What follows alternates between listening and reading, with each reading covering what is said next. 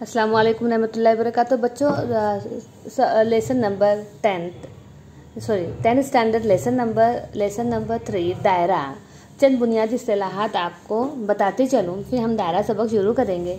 बच्चों, ये आपके सामने जो पेश है वो है एक दायरा। और दायरे में जो जहाँ दायरा प्रकार से बनाया जाता है, प्रकार की नोक जहाँ रख के हम दायरा खींचते हैं, जिसे हम क्या कहते हैं, हम इसे कहते हैं बच्चों दायरे का मरकज़। हम इसे कहते हैं दायरे का मरकज़ कहते हैं। अब दायरे के मरकज़ के बाद दायरे पर मैं एक नुक्ता ले लेती हूँ, जिसका नाम मैं दे देती हूँ ए, है ना।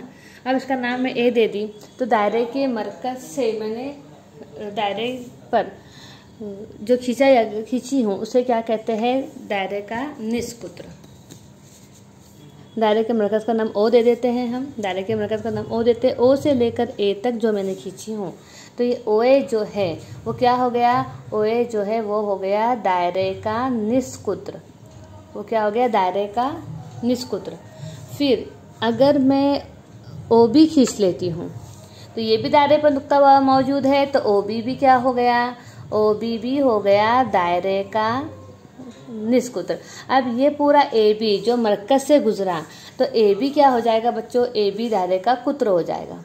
ए बी दायरे का क्या हो जाएगा, कुत्र। फिर से दायरे का मरकज़ ओ, ओ ए दायरे का निस्कुत्र, ओ ए दायरे का निस्कुत्र, ओ बी भी दायरे का निस्कुत्र, ए बी जो मरकज़ से गुजरा है वो क्या है, दायरे का कुत्र है। उसके बाद बच्चों देखो, ये वित्र है।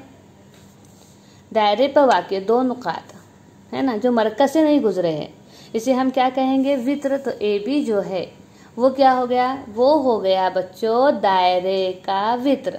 वो क्या हो गया, ए बी दायरे का क्या हो गया बच्चों, वित्र। अब ये जो दायरा है ए बी मेरे बच्चों, वो भी दायरे की दो नुकात है, तो हम इसे भी क्या कहेंगे, हम इसे भी वित्र कहेंगे। लेकिन ये हमारे दायरे का कुत्र है, लेकिन इसका एक और नाम है सबसे बड़ा वित्र। क्या नाम है इसका, दायरे का सबसे बड़ा वित्र का नाम क्या है बच्चों, कुत्र है। ये इस्तिलाहात याद रखो। अब फिर से बच्चों मेरे आपके सामने एक और दायरा है। देखो, अब एक दायरे में जो है ये मरकज़ है। अब ये मरकज़ से मैं खींच रही हूँ, समझो, 1 2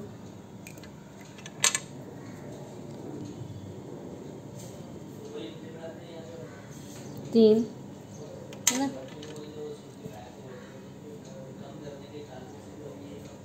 4, सॉरी है, यहाँ तक चला गया बच्चों, इधर तक ही है। उसके बाद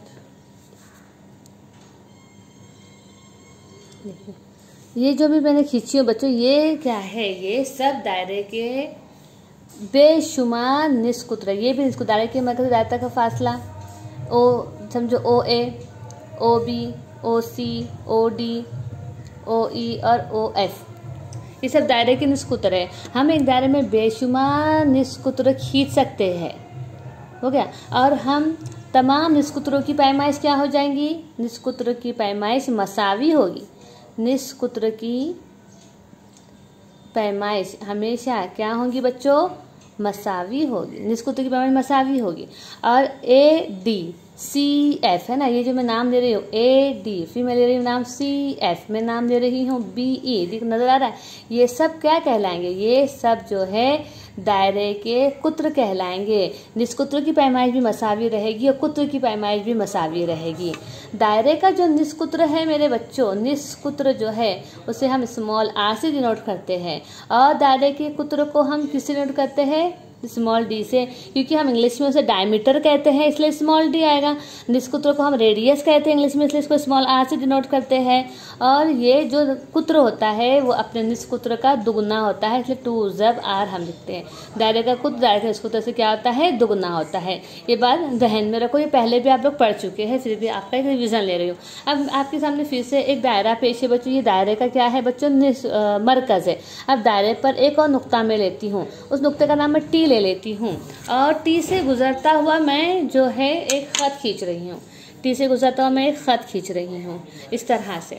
तो टी से गुजरता हुआ जो खत मैंने खींची हूँ बच्चों, तो ये क्या कहलाता है? ये कहलाता है दायरे का ममास। ये कहलाता है दायरे का ममास। ये जो है दायरे का मरकज ओ है। और टी जो है, ये टी नुक्ता जो है बच्चों, वो तमासी नुक्ता है।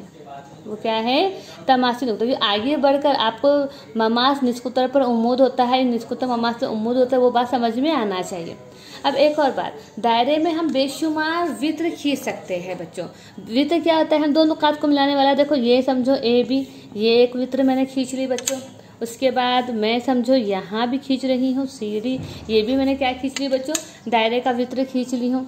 उसके बाद दो नुकात से मैं और भी वृत्त खींच सकती हूँ ना। अब ये देखो ए और सी मेरे को मिल रहा है, तो ये ए सी को मिला के मैंने क्या खींची हूँ? एक वृत्त खींची हूँ। अब मेरे को बी डी मिल रहा है, तो बी डी से मिलाकर मैं एक वृत्त खींच रही हूँ, ये बी डी से मिला के। अब ये जो है बी से लेकर सी तक, देखो बी से लेकर सी तक, है ना, ये भी दायरे का वृत्त कहलाएगा, लेकिन ये मरकज से गुजरा है। समझो ये मरकज है दायरे का, तो ये क्या कहलाएगा? ये कुत्र कहलाएगा। लेकिन इसे हम कहते हैं सबसे बड़ा, इसे हम क्या कहते हैं? सबसे बड़ा वृत्त।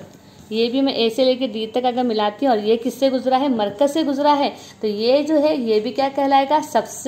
सबसे बड़ा वृत्त कहलाएगा। बेशुमार वृत्त खींच सकते हैं। और बच्चों ज़रूरी नहीं, वित्रों की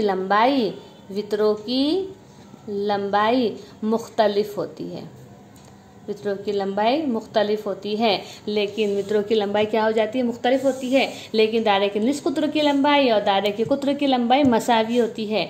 दायरे के बाहर जो नुक्ता रहेगा वो क्या कहलाएगा? तमासी नुक्ता। और उस पर जो हमने बाहर एक लाइन खींची है वो दायरे का ममास कहलाएगा। वेरी गुड, समझ गए बच्चों में?